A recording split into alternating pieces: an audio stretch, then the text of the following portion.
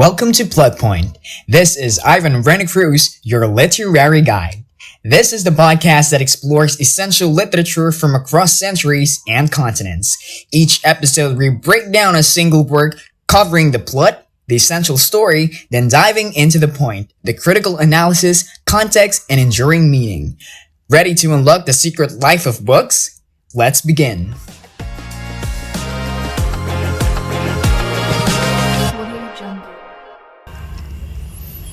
Today on Plot Point, we travel to Africa for the monumental short story A Handful of Dates by Tayeb Salih. First, let's establish the plot, the essential narrative, characters, and events that define A Handful of Dates.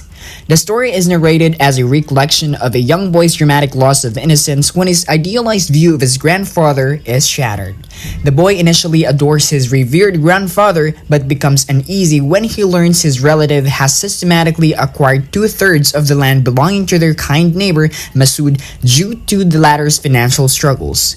This internal conflict culminates during the date harvest when the boy watches his grandfather and other creditors seize all of Masood's crop, leaving the neighbor with nothing but lingering debt.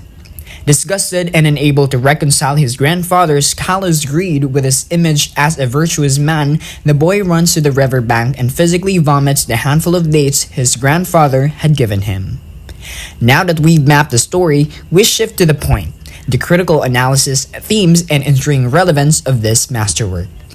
Tayeb Salih's A Handful of Dates powerfully depicts a boy's dramatic disillusionment and loss of innocence. The boy's initial idolization of his grandfather, the wealthy landowner, represents a naive childlike acceptance of the patriarchal order. This perception is shattered when the boy witnesses his grandfather's avarice, seeing how he systematically exploits the kindly yet debt-ridden neighbor Masood to acquire the last of his fertile land.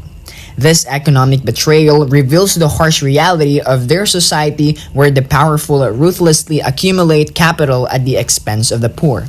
The boy's final act of vomiting the dates, the fruit of the grandfather's ill-gotten labor, is a physical rejection of the old man's corrupt values, a violent expression of his newfound moral awareness, and the psychological pain of confronting greed.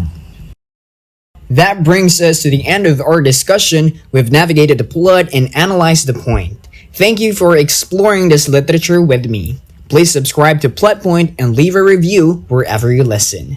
Join me next time for a new book and a new journey. Until then, keep reading between the lines.